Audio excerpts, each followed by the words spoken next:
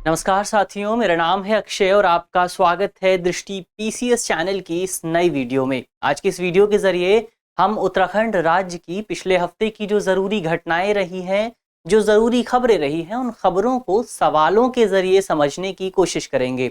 और जाहिर तौर पर ये खबरें, ये सवाल आपके लिए, आपके प्रश्न पत्र के लिहाज से बहुत ज़रूरी साबित हो सकती हैं। तो चलिए वीडियो की शुरुआत करते हैं और आज का हमारा पहला सवाल देखते हैं। हमारा पहला सवाल है कि उत्तराखंड की सरकार किस राज्य की तर्ज पर पर्यटन पुलिस की संरचना विकसित करने पर विचार कर रही है। हमारे ऑप्शन है, option A Goa, option B Kerala, option C A और बी दोनों, या फिर ऑप्शन डी इनमें से कोई नहीं। तो इसका सही जवाब है ऑप्शन सी, ए और बी दोनों, यानी उत्तराखंड की सरकार गोवा और केरल में जो पुलिस संरचना विकसित की गई है, खासतौर पर पर्यटन क्षेत्र को लेकर, उन्हीं संरचनाओं की तर्ज पर राज्य में भी एक पर्यटन पुलिस का गठन किया जाएगा, एक नया ऑर्गेनाइजेशन बनाया जाएगा। इस पूरे ऑर्गेनाइजेशन का प्राथमिक कार्य राज्य में जो तमाम पर्यटन स्थल हैं, उन स्थलों पर जो पर्यटक आते हैं, जो टूरिस्ट आते हैं, उन लोगों की सुरक्षा सुनिश्चित करना है, उन लोगों को उस पर्यटन स्थल के बारे में और ज़्यादा विस्तृत जानकारी प्रदान करना है। इसके अलावा यहाँ पर एक विशेष बात ये भी है कि ये जो पर्यटन पुलिस विकसित की जा रही है, ये पर्यटन पुलिस मुख्य तौर पर पिछले साल पर्यटन मंत्रालय द्वारा जो गाइडलाइंस जारी की गई थी, उन गाइडलाइंस के आधार पर इस पर्यटन पुलिस को विकसित किया जा रहा है। तो ये तो इस खबर की बात हुई। अपनी अगली खबर को देखते हैं। हमारी अगली खबर है कि युवाओं के लिए राज्य के मुख्यमंत्री द्वारा शुरू की गई मुख्यमंत्री उत्थान योजना के तहत क्या किया जाएगा। हमारे ऑप्शन है, ऑप्शन ए युवा कौशल प्रशिक्षण, ऑप्शन बी मार्गदर्शन प्रशिक्षण, ऑप्शन सी रोजगार कार्यक्रम, या फिर ऑप्शन डी प्रतियोगिता परीक्षाओं के लिए कोचिंग। तो इसका सही जवाब है ऑप्शन डी, यानी उत्तराखंड की सरकार द्वारा हाल ही में ये जो मुख्यमंत्री उत्थान योजना की शुरुआत की गई है, इस पूरी योजना के तहत मुख्य तौर पर राज्य के जो युवा हैं, उन युवाओं को तमाम कॉम्पिटिटिव एग्जाम्स के लिए फ्री में, मुफ्त तौर पर निःशुल्क कोचिंग प्रदान की जाएगी, जिसकी वजह से उन्हें इस पूरी प्रतियोगिता में और बेहतर करने के लिए प्रेरित किया जाएगा। तो कॉम्पिटिटिव एग्जाम्स में क्या क्या शामिल है? इसमें यूपीएससी, पीसीएस जैसे एग्जाम शामिल हैं, इसमें एनडीए, सीडीएस, मेडिकल और इंजीनियरिंग जैसे एग्जाम्स शामिल हैं। तो जाहिर तौर पर इसके माध्यम से राज्य सरकार की इस योजना के जरिए राज्य के जो तमाम युवा हैं, उन युवाओं को और एक बेहतर भविष्य खोजने में और ज़्यादा मदद मिल सकेगी। तो ये तो दूसरा सवाल हुआ। अब अपने अगले सवाल को देखते हैं। हमारा अगला सवाल है कि राज्य सरकार द्वारा शुरू की गई ज्ञान कोश योजना क्या है। हमारे ऑप्शन है, ऑप्शन ए जिला स्तर पर लाइब्रेरी, जिसमें फिजिकल लाइब्रेरी शामिल है। इसके अलावा option B online library, option C mobile library, यानी ऐसी लाइब्रेरी जो एक स्थान से दूसरे स्थान पर जा सकेगी, या फिर ऑप्शन डी इनमें से कोई नहीं। तो इसका सही जवाब है कि ये जो ज्ञान कोश योजना शुरू की गई है, इस पूरी योजना के तहत राज्य के तमाम जिलों में जिला स्तर पर एक फिजिकल लाइब्रेरी का गठन किया जाएगा, और इस फिजिकल लाइब्रेरी में तमाम किताबें, तमाम तरह के रिसोर्सेज मौजूद होंगे, जिन रिसोर्सेज का उपयोग मुख्य तौर पर उस जिले के युवा कर सकेंगे, वहाँ के स्टूडेंट्स कर सकेंगे, टीचर्स और जो कम्युनिटी मेंबर्स हैं, जो लोग पढ़ना चाहते हैं, जो लोग सीखना चाहते हैं, वो तमाम लोग इस पूरी लाइब्रेरी का फ़ायदा उठा सकेंगे। और इसके माध्यम से ख़ास तौर पर जो उस पूरे ज़िले के जो युवा हैं, जो कॉम्पिटिटिव एग्ज़ाम्स की तैयारी कर रहे हैं, उन युवाओं को खासा मदद मिल सकेगी। इसके अलावा ये जो लाइब्रेरी होगी, इस पूरी लाइब्रेरी में एक सेंटर भी बनाया जाएगा, जहां पर उस जिले के जो अधिकारी हैं, वहां के युवा उन अधिकारियों से संपर्क कर सकेंगे। तो ये तो बात हुई ज्ञान कोश योजना की। अब आगे बढ़ते हैं, अपने अगले सवाल को देखते हैं। हमारा अगला सवाल है कि भारत उज्बेकिस्तान संयुक्त सैन्य अभ्यास, जिसका नाम है दुस्तालिक, का आयोजन राज्य के कौन से जिले में किया जा रहा है। हमारे ऑप्शन है, option A Uttarkashi, option B Chamoli, option C Rudraprayag, या फिर ऑप्शन डी पिथौरागढ़। तो इसका सही जवाब है कि ये जो भारत और उज्बेकिस्तान की सेना के बीच सैन्य अभ्यास का आयोजन किया जा रहा है, ये आयोजन मुख्य तौर पर पिथौरागढ़ में किया जा रहा है। और ये जो आयोजन है, ये दुस्तालिक पूरे सैन्य अभ्यास का चौथा संस्करण है, और इसका आयोजन मुख्य तौर पर पिथौरागढ़ में विदेशी प्रशिक्षण नोड नाम से एक संस्था मौजूद है, एक सेंटर मौजूद है भारतीय सेना का, वहीं पर पिथौरागढ़ में इस पूरे कार्यक्रम का आयोजन किया जा रहा है। इस पूरे कार्यक्रम में भारत और उज्बेकिस्तान की सेना की ओर से 45 सैनिक भाग ले रहे हैं, और इसमें भारतीय सेना की गढ़वाल राइफल रेजिमेंट की एक इन्फेंट्री शामिल है। और इस पूरे कार्यक्रम की बात करें, इस पूरे अभ्यास की बात करें, तो इस अभ्यास की शुरुआत साल 2019 में हुई थी और इस पूरे अभ्यास का प्राथमिक उद्देश्य भारत और उज़्बेकिस्तान की सेना के बीच कोऑर्डिनेशन को बढ़ावा देना है, जो समन्वय स्थापित किया जा सकता है, जिसके माध्यम से किसी भी खतरे से निपटने में और ज़्यादा मदद मिलेगी। उस तरह के कोऑर्डिनेशन को और ज़्यादा बेहतर स्तर पर लेके जाना है। चलिए अब अपने अगले सवाल को देखते हैं। हमारा अगला सवाल है कि राज्य उद्योग मंत्री की घोषणा के मुताबिक राज्य सरकार द्वारा स्टार्टअप योजनाओं के लिए कितने करोड़ रुपए के बजट का प्रावधान किया गया है?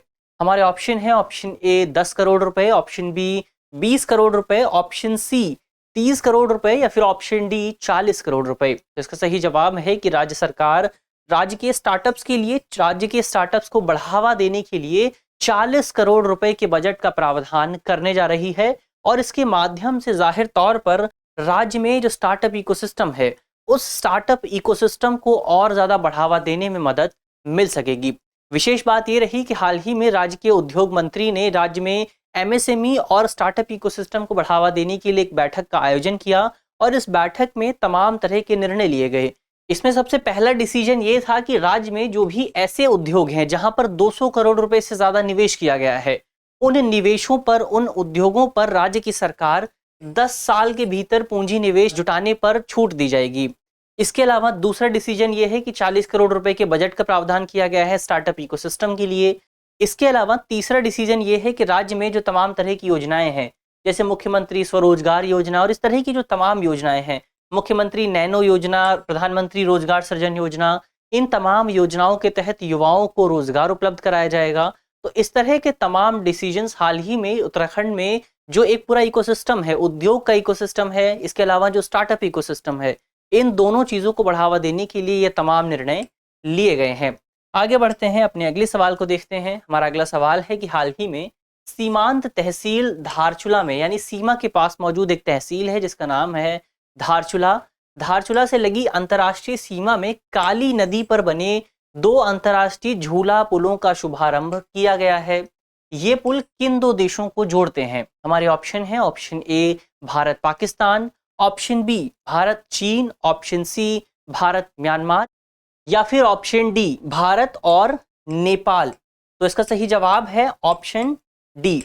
ये जो पूरा पुल है, जो दोनों पुल विकसित किए गए हैं, जो दोनों झूला पुल विकसित किए गए हैं, ये दोनों झूला पुल भारत और नेपाल की सीमाओं को जोड़ते हैं और इन्हें मुख्य तौर पर पिथौरागढ़ में बनाया गया है। पिथौरागढ़ में मौजूद धारचूला एक तहसील है, उस तहसील में बनाया गया है।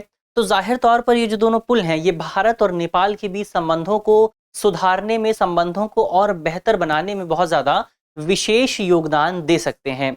इसके अलावा इस पूरे क्षेत्र की जो आबादी है 10,000 के आसपास, 10,000 की आबादी वाले क्षेत्र को बहुत ज़्यादा लाभ मिलेगा। इसकी वजह से लोग एक स्थान से दूसरे स्थान पर जा सकेंगे।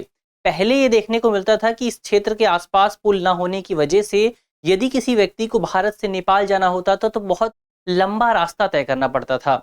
लेकिन अब इन 2 पुलों की वजह से इस पूरा जो रास्ता है, वो रास्ता बहुत ज़्यादा छोटा हो गया है।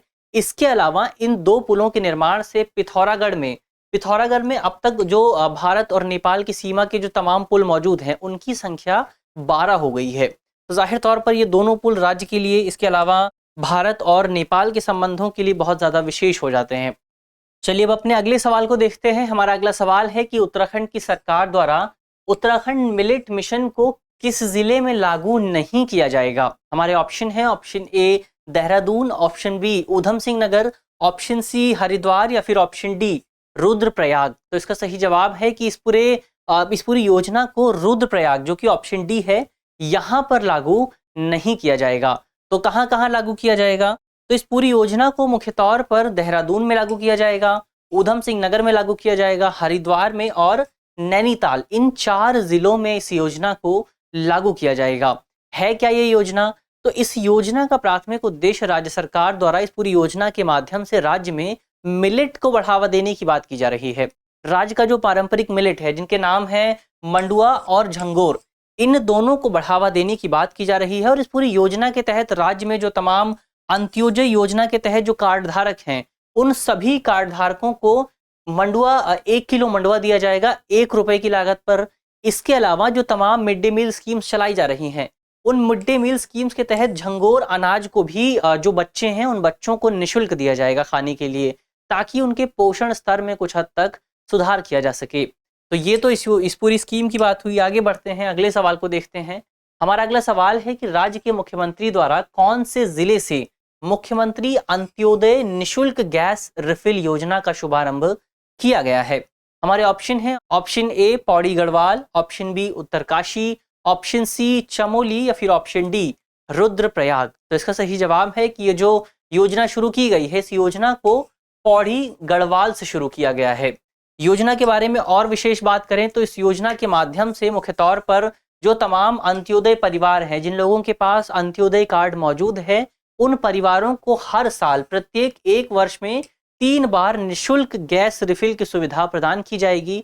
तो जाहिर तौर पर इसकी वजह से राज्य में जो कार्बन सीक्वेंसिंग करने का प्रयास किया जा रहा है, जो कार्बन को कम करने का प्रयास किया जा रहा है, उस प्रयास को और ज़्यादा बढ़ावा दिया जा सकेगा, उस प्रयास को और ज़्यादा मदद मिल सकेगी। तो जाहिर तौर पर ये योजना राज्य के लिए बहुत महत्वपूर्ण साबित हो सकती है।